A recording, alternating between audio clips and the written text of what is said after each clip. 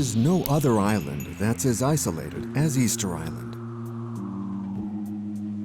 Until now, we'd thought that the Rapa Nui, the people of this tiny Pacific island, had killed each other in a quest for survival about 300 years ago. But recent findings have invalidated this scenario.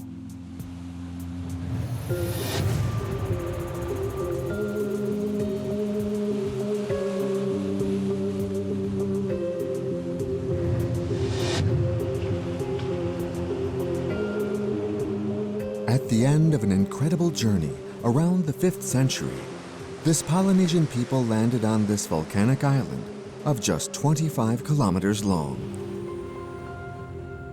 Here, for nearly a millennium, the Rapa Nui developed a unique cult of worship, for which they carved, transported, and erected these stone colossi called Moai, some as high as 9 meters tall.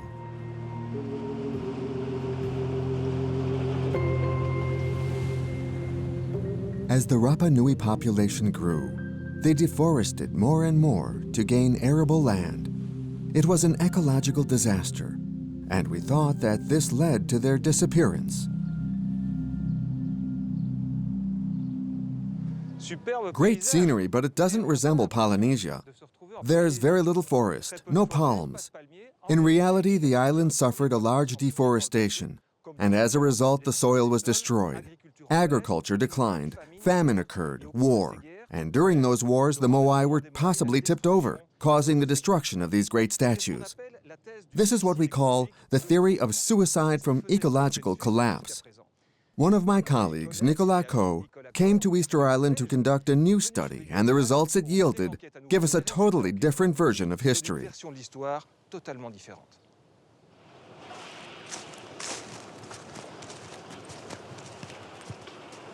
Nicolas Cauwe is one of the world's leading specialists in Easter Island's archaeology.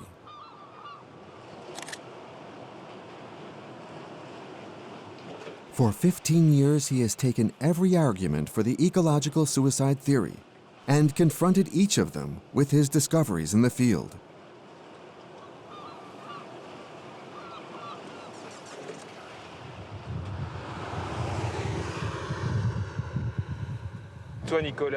So, Nicolas, concerning this widely accepted consensus of ecological suicide, when you arrived here, what did you think? I agreed. The idea was smart enough, and it was a possible explanation of what happened on Easter Island. But we found lots of things in our excavations which didn't correspond at all to the idea, so we had to take it apart. But when we see a landscape like that, it's hard to imagine that there was no deforestation.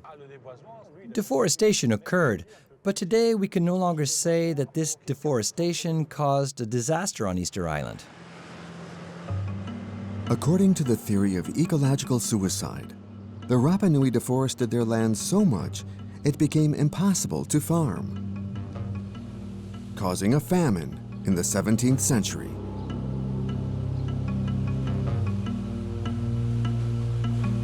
Yet today, Nicolas' research reveals traces of intense farming during that same period.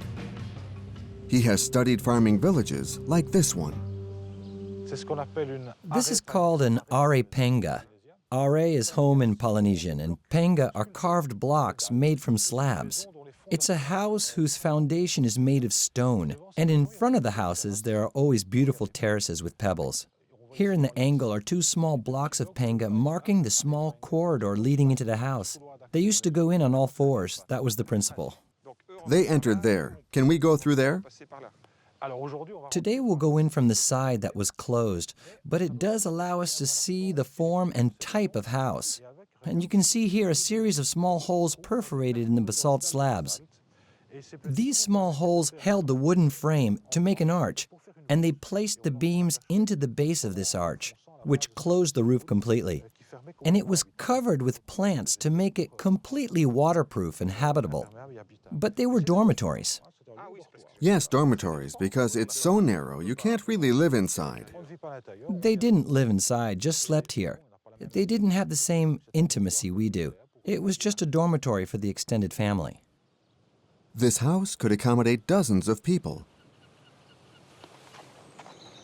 But the most surprising is what archaeologists discovered nearby. Digging in this field, they found that to adapt to the deforestation, the Rapa Nui developed a unique agricultural technique. It's really surprising, but this is a field for farming. Today we think, how can that be if it's filled with stones? We think farming requires clearing the stones, but no, these stones are deliberately concentrated here. We've done surveys to find all the cultivated soils here. It was real farmland. Can we look closer? Okay. Here in the field, walking is complicated, but look, there are templates on all these rocks. These stones are natural. We find them everywhere in these landscapes, but they were concentrated here. You can see that creates an advantage. Today we have a little sunshine, and we already feel the heat in the stones. Basalt absorbs heat well, and the first advantage is it prevents thermal shocks between day and night temperatures. The stones maintain a more constant temperature, and above all, help concentrate moisture. Morning dew will be captured and will remain concentrated at the plant's base. It works well. We see plants growing here. They find all the moisture, and they're beautifully rooted, wedged between the rocks. And the last extremely significant advantage, the first is temperature, the second moisture. The third is that these pebbles replace the forest field to prevent erosion. Meaning that even if deforestation occurred, it doesn't mean there were no resources. On the contrary, they were resilient and kept farming. These stony fields are everywhere on the island, so there was intense agricultural activity. They likely knew how to feed a very large demographic. You must imagine that these people, instead of collapsing and disappearing, adapted to their circumstances beautifully by demonstrating an impressive resourcefulness. By studying pollen in the soil, Nicolas' team created a virtual model of these fields.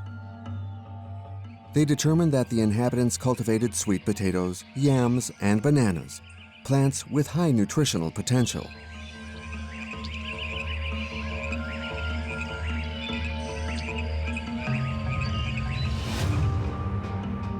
To support this hypothesis, the anthropologist Caroline Paulet in Brussels and working with Nicolas studied several dozen skulls found on Easter Island. Concerning malnutrition, for example, we studied the teeth of skulls from Easter Island to see if they have hypoplasia of teeth enamel. These are the enamel growth arrest lines. At some point, as the individual is malnourished, the enamel becomes thinner, and we can see this line. We observed this indicator for Easter Island, but in proportions that are quite similar to others seen in the Polynesian islands. The conclusion of the research is that from the skeletal standpoint, we have no evidence of a malnutrition disaster or catastrophic famine on Easter Island. The theory of ecological suicide falters. The Rapa Nui didn't have to kill each other for subsistence. But did a fratricidal war nonetheless lead to the destruction of their civilization?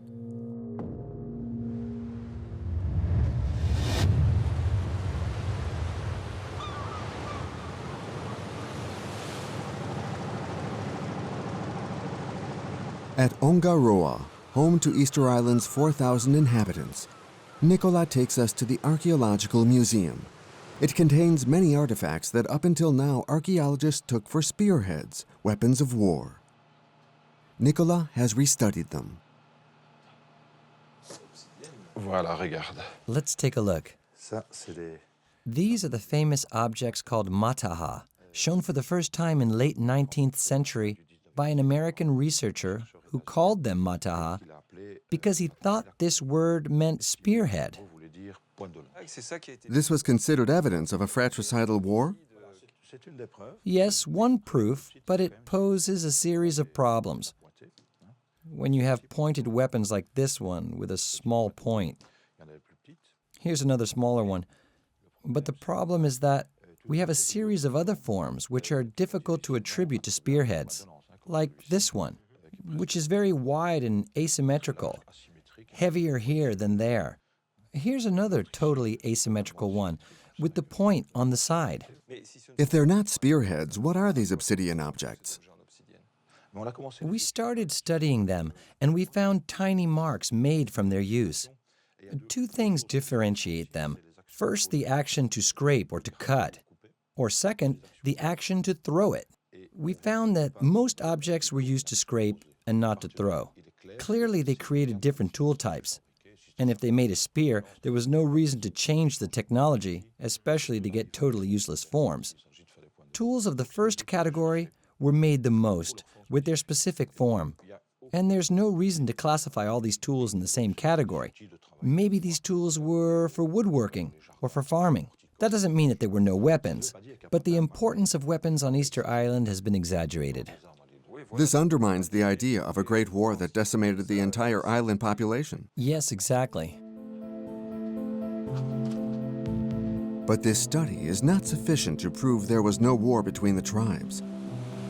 Conflicts can leave other traces, traces of destruction, for example. These statue platforms, called Ao Moai, are standing today, but they've been lifted back up into place. Yet when archaeologists first arrived on the island in the 20th century, they were all laying flat.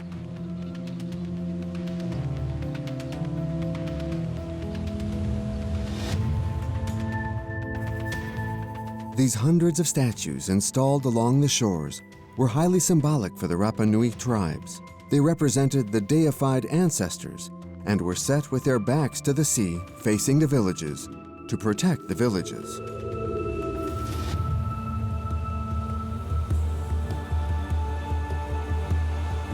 According to the theory of ecological suicide, during the battles that raged on the island, some tribes overturned the Moai belonging to enemy villages, depriving them of the protection of their ancestors.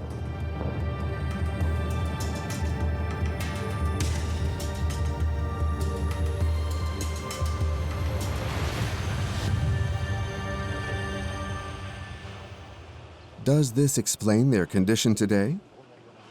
To check, Nicolas studied these Moai carved into the tuff, a very friable rock. Surprisingly, they are undamaged in one solid piece.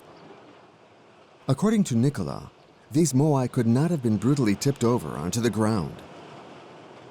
If they'd been tipped, because the tuff is fragile, there would be Moai pieces everywhere. They'd have flattened noses. Their forehead is intact, yet it's the first thing that touched the ground, so a shock would have destroyed the forehead.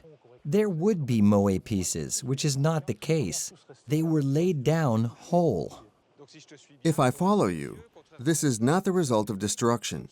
Great care was taken to lay the statues down, and then they were covered up.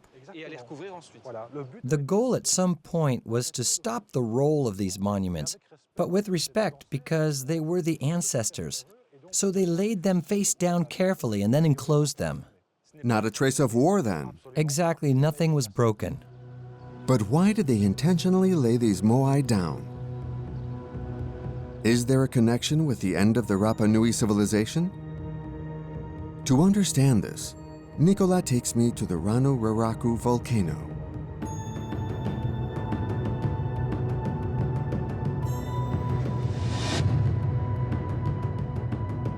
The volcano is located on the east of the island. It was the quarry where all the Moai were carved before being transported, presumably using logs, to the coast.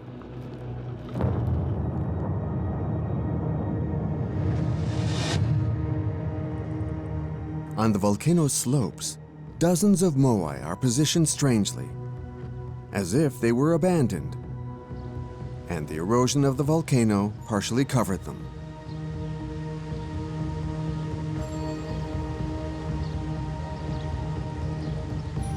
But archaeologists have proven this positioning of the Moai was completely intentional.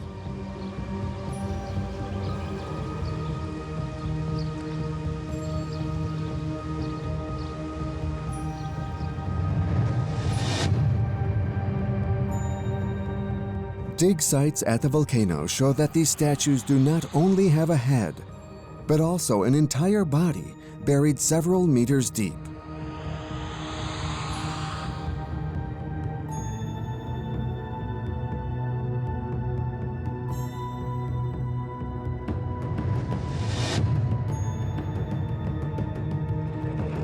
They are convinced that these Moai were dragged into pre-dug holes. The foot of each statue is then embedded in a base. According to Nicolas, no doubt is possible. These Moai, dated from the 17th century, near the end of the time of the Rapa Nui, were erected here with a purpose.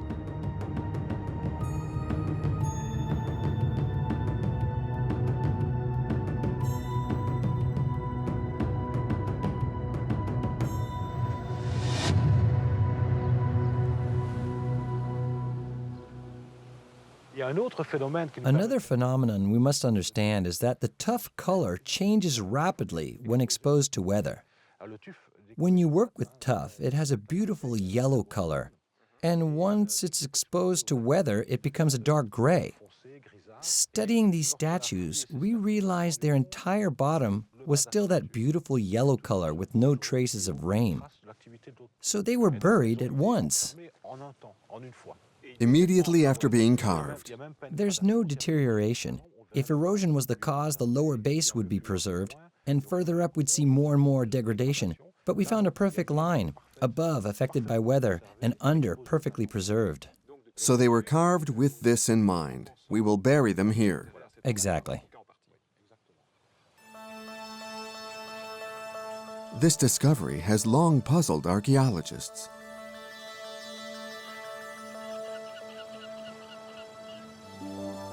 Why, if for centuries they had transported the Moai to the coasts, did the islanders decide about 300 years ago to plant them only meters from their quarry?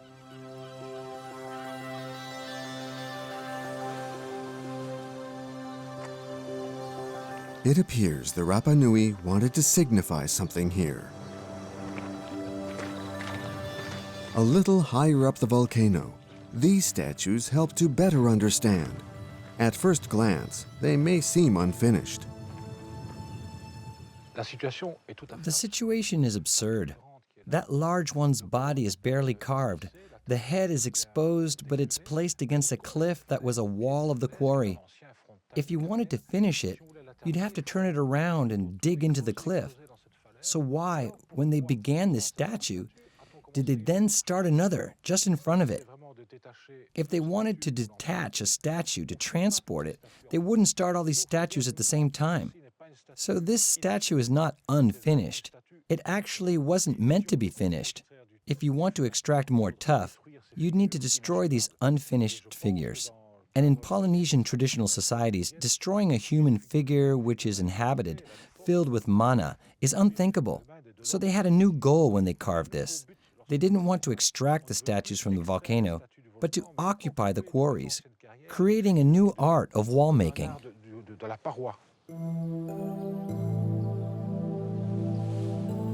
Here are other gigantic Moai, nearly 20 meters long, impossible to be transported, given the fragility of the rock.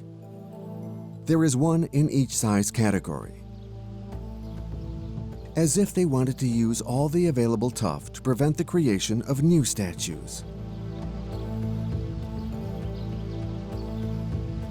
Furthermore, according to Nicolas, the Moai buried at the foot of the volcano form a barrier, like symbolic guards preventing any new statues from leaving.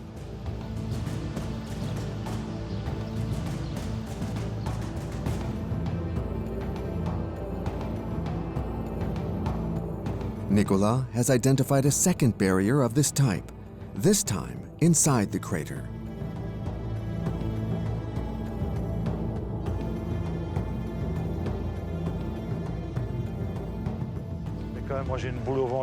I get a knot in my stomach every time I come here. It's a miracle. This place is out of the ordinary.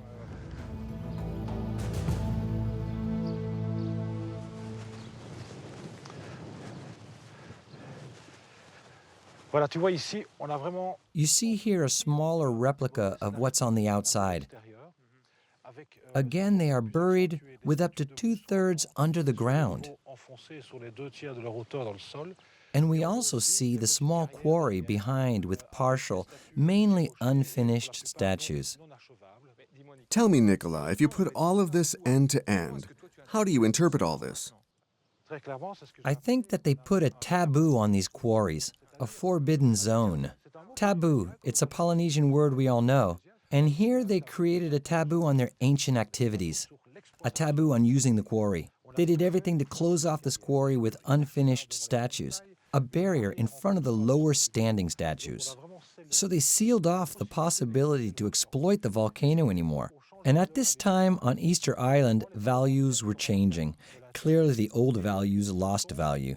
So they were in a hurry to close off everything that represented those old values. And no more Moai will be carved, here or elsewhere. Exactly. By the late 17th century, the islanders put a taboo on their cult of worship.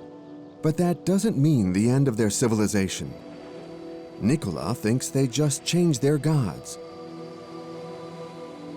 This understanding emerged as he found representations like this one all over the island. This is a Polynesian deity named Makemake. According to carbon dating tests, archaeologists found that the Rapa Nui carved these figures at the end of the time of the Moai. Here we're in a new phase of history on Easter Island with the god Makemake. We have one here and one there. We clearly see the small eye cups, the drawn nose, his face with a rather massive forehead and a goatee. This is called a raised sculpture because material around is taken away to reveal the design. Apparently an ancient god was invoked.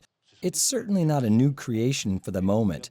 He was simply given a new role. He was called back to be given something new to do, to manage the society. At the same time, they began to disassemble older monuments and close off older traditional values. So the ancestors were replaced and other values were called upon. So here we have a petrified testimony to a transition. Before, they mainly worshipped their ancestors in Moai form. Now everyone will worship the great god Makemake. Makemake, who was soon represented everywhere and always in two dimensions, while the Moai were much more spectacular. This spiritual transition revolutionized the traditional lifestyle of the Rapa Nui.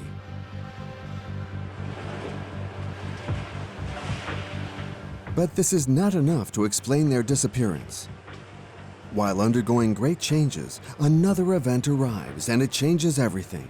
The arrival of Europeans on Easter Island.